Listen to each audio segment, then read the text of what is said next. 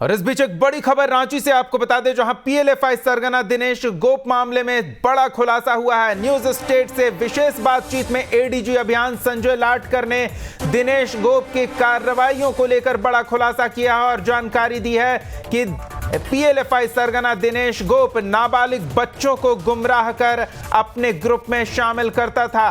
उगाही करके अपने मकसद को अंजाम देता था दिनेश गोप। पूछताछ में बड़े खुलासे हो रहे हैं। उगाही करने के लिए मकसद से ये बच्चों को बहला फुसला कर अपने संगठन में शामिल करता था और पीएलएफआई में फ्रेंचाइजी देने का प्रचलन इसने शुरू किया था। अभियान नक्सली एडीजी और स्प्लिंटर ग्रुप की कोई विचारधारा नहीं है। ऑर्गेनाइज्ड क्राइम के साथ ही वारदात को ये अंजाम देते थे। 3 साल की कार्रवाई में पीएलएफआई कमजोर हुआ है। क्रिमिनल लॉ में ऐसे ग्रुप को बैन करने की शक्ति है। दिनेश गोप पर 150 से ज्यादा मामले दर्ज हैं और जांच पड़ताल में ऐसे कई खुलासे हो रहे हैं। न्यूज स्टेट से एडीजी अभियान संजय लाटकर ने विशेष बातचीत में दिनेश गोप की कार्रवाइयों का खुलासा किया। नाबालिग बच्चों को गुमराह कर ग्रुप में शामिल करता था। संजय लाटकर से हमारे सहयोगी राजेश तोमर ने खास बातचीत की है। सुनाते हैं आपको क्या कहना है उनका। बहुत लंबे समय के जद्दोजहद के बाद और यूं कहें कि पुलिस के दबाव के बाद अंततः नक्सली दिनेश गोप पकड़ा गया। दिनेश गोप पीएलएफआई जैसे संस्थान का सबसे बड़ा अधिकारी यानी कि सुप्रीमो था। दिनेश गोप के पकड़े जाने के बाद खासतौर पर कोल्हान के लोग, छोटा नागपुर के लोग और ये यूं कहें कि झारखंड के लोगों ने थोड़ी राहत की सांस ली और खासतौर पर पुलिस के लिए भी एक बहुत बड़ी रिलीफ।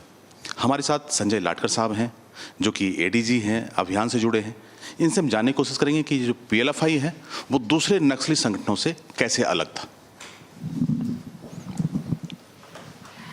जो पीएलएफआई था सर, वो जो अन्य नक्सली संगठन झारखंड में काम कर रहे हैं उससे कैसे ये अलग है? अगर झारखंड के आप नक्सल परिदृश्य को देखते हैं तो सीपीआई माओवादी ये मूलतः नक्सल संगठन है और अन्य स्प्लिंटर ग्रुप्स है जिनकी कोई आइडियोलॉजी नहीं, कोई विचारधारा नहीं है। तो पीएलएफआई भी ऐसे ही एक स्प्लिंटर ग्रुप है। चूँकि इनकी कोई विचारधारा नहीं है तो मूलतः ये एक्सटॉर्शन करने के लिए, लोगों से लेवी लेने के लिए, पैसा इकट्ठा करके कैसे उसका विनियोग खुद करे, इस भावना से कुछ असामाजिक तत्व इकट्ठा हुए और उन्होंने ये ऑर्गेनाइजेशन बनाया हुआ है। अगर आप इनका इतिहास देखेंगे तो यही आपको दिखाई देगा। बिल्कुल। इसकी जो रिक्रूटमेंट का तौर तरीका था, दिनेश गोप सुप्रीमो था और अपने इलाके के उन बच्चों को, खासतौर पर जो कम उम्र के बच्चे थे, वो इनके निशाने पे होते थे। अपराधियों को ही रिक्रूट करता था। कम उम्र के बच्चे निश्चित तौर पर गुमराह करने में आसानी जाती है और यही कारण है कि इस प्रकार से स्प्लिंटर ग्रुप्स या इवन आप नक्सली विचारधारा के सीपीआई माओवादी में भी देखिए तो आप 10-12 साल के बच्चों को भी ये गुमराह करके ले जाते हैं और अपने साथ में मिला लेते हैं। पीएलएफआई में जहाँ तक अपराधियों को इकट्ठा करने की बात रही है तो ये काफ़ी हद तक सही है और अपराधी तत्व के लोग ही ऐसे बैनर के तले उनको ज़्यादा पैसा प्राप्त होता है, ज़्यादा एक्सटॉर्शन वो कर सकते हैं, संगठित रूप से कर सकते हैं। तो नॉर्मल अपराधी होने की तुलना में किसी स्प्लिंटर गुट के बैनर तले ये काम करना उन्हें आसान जाता है। तो पीएलएफआई का यह भी ये हथकंडा रहा है कि छोटे बच्चों को ले जाए और साथ ही साथ अपराधियों को भी अपने साथ इकट्ठा करके अपना मेन मकसद हासिल करें। एक और चीज़ें सामने आई कि पीएलएफआई ने फ्रेंचाइजीशिप दिया। जो छोटे छोटे अपराधी गिरोह थे उनके साथ में इन्होंने हाथ मिलाया। अपराधियों से उन्होंने एक तरह से अरेंजमेंट किया, उनको हथियार सप्लाई करना, उनको अपने जो लड़ाई करने के जो लड़ाके थे उनका उन्होंने बैकअप दिया। बदले में लेवी में इन्होंने शेयर मांगा। तो ये जो फ्रेंचाइजी देने का जो ये चलन था, शायद किसी और दूसरे नक्सली संगठन में देखने को नहीं मिलता।